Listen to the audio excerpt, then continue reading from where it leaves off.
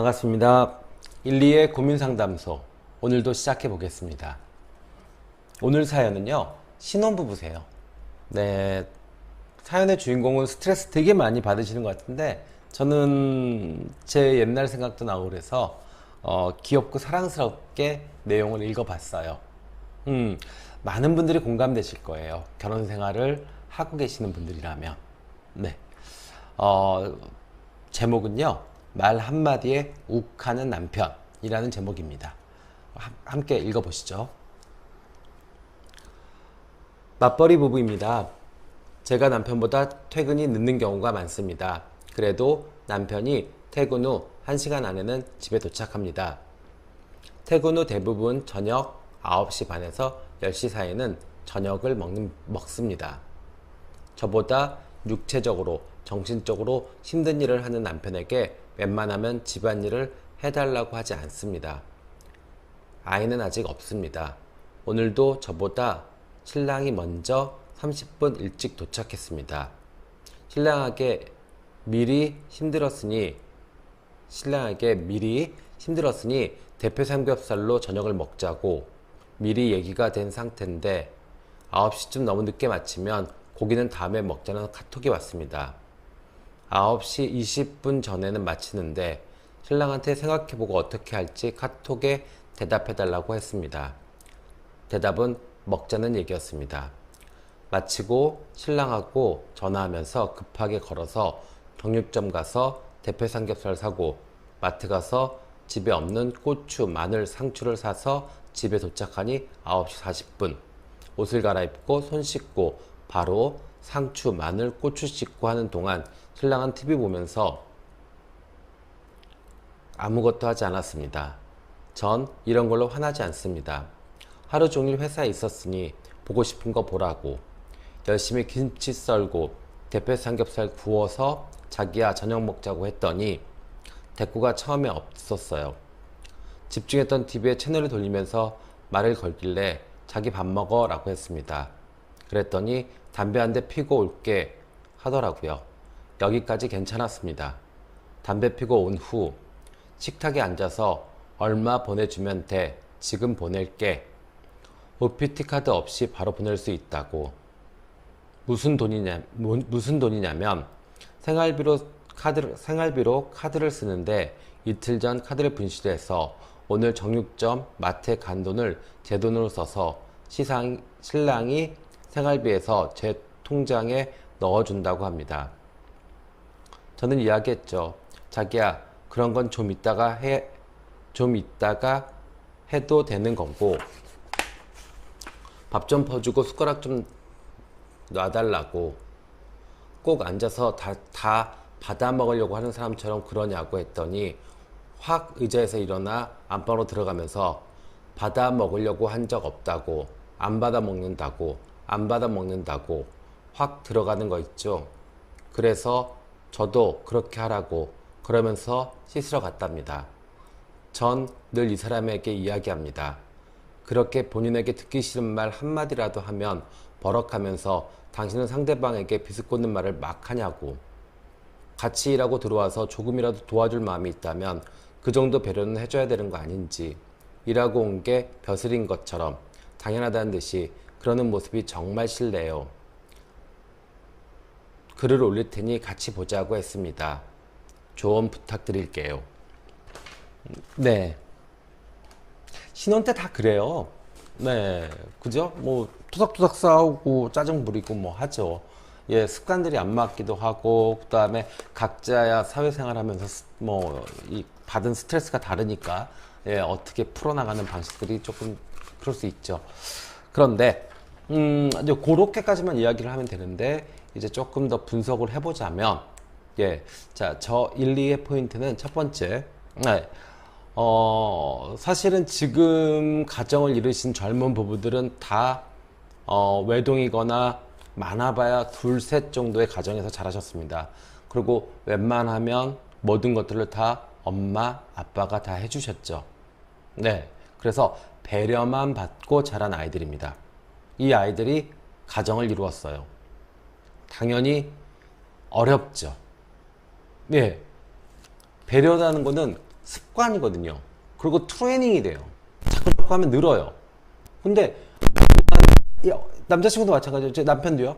남편도 공부만 잘하면 됐고, 그 다음에 군대 갔다 왔고, 취업하고, 그러면 빤스 내놓고, 속옷 내놓고 해도 엄마가 다 빨아서 탁 해서 방에 넣어줬을 거고, 그죠?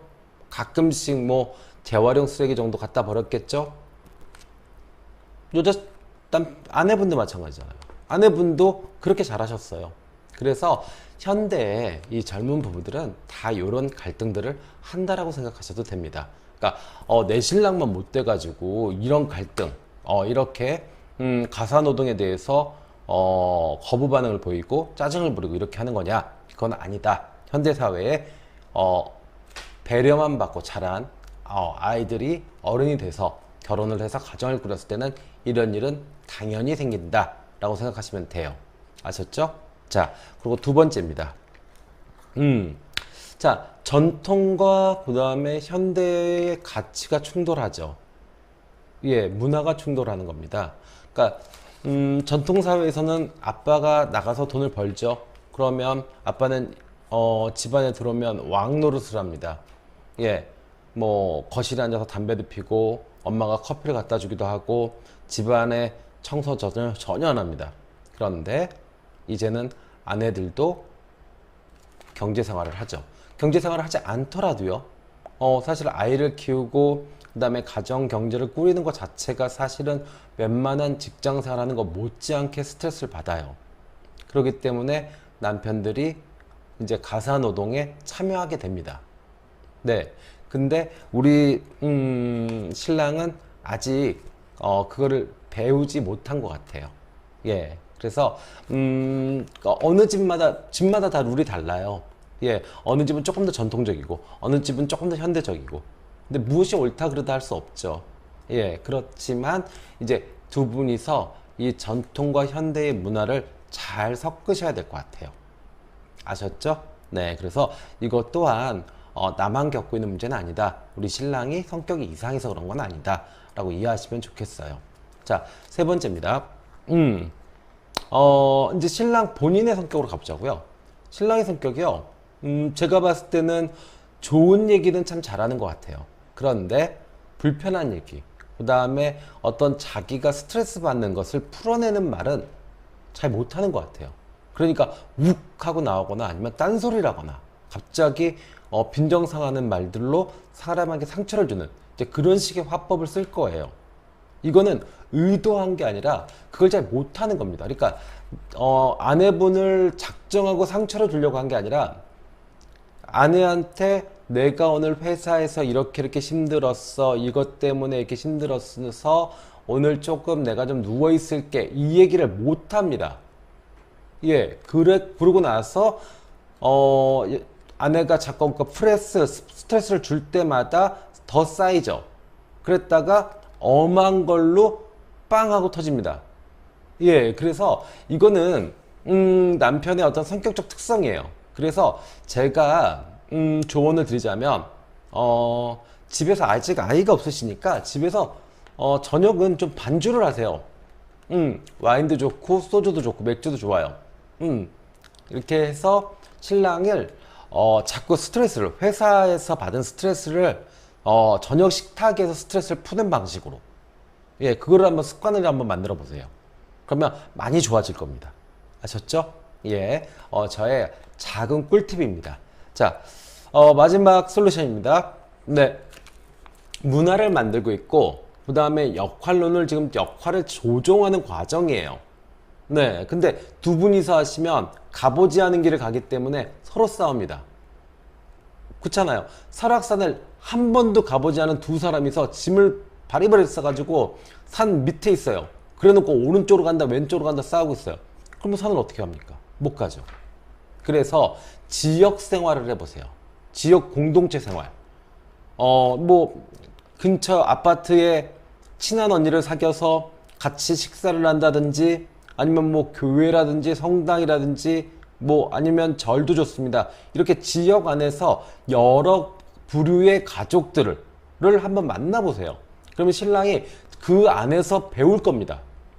아, 40대 부분 이렇게 살고 있고 50대 부분 이렇게 살고 있고 전업주부랑 사는 남편은 이렇게 행동하고 그 다음에 워킹맘, 워킹우먼과 같이 사는 남편은 이런 행동을 하는구나. 그럼 나는 어떻게 행동을 해야 되겠구나 라는 것이 나올 거예요. 그러면 회사에서 받은 스트레스로 이 집안일을 안 하면서 막 소파에 누워가지고 TV 보면서 짜증 부리는 이런 못된 짓을 덜 하게 될 겁니다. 아셨죠? 네, 그래서 저의 솔루션은 그렇습니다. 지역사회를 해보시면 아마 신랑이 깨닫는 게 있을 거예요. 그래서 지금 바쁘세요. 뭐 양쪽이 뭐 저녁 10시쯤에나 식사를 하시고 하시니까 주말에는 좀 쉬어야 되고 그 다음에 좀 밀린 집안일도 해야 되고 그래요. 하지만 건강한 결혼 생활을 위해서는요, 가까운 곳에서 멘토를 찾으시면 좋습니다. 그러면 신랑이 좋은 거를 따라할 거예요. 아셨죠? 네, 그래서 교회 다니셔도 좋고요, 성당 다니셔도 좋고, 동네 친한 언니들 많이 만들어서 가끔씩 저녁 식사하시고 그 다음에 뭐 같이 커피 하시고 이러시면 분명히 우리 신랑도 좋아질 것 같습니다. 네, 이상 1, 2의 솔루션이었습니다.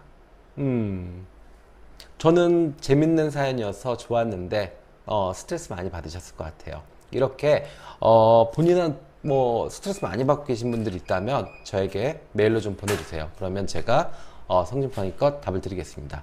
감사합니다. 1, 2였습니다.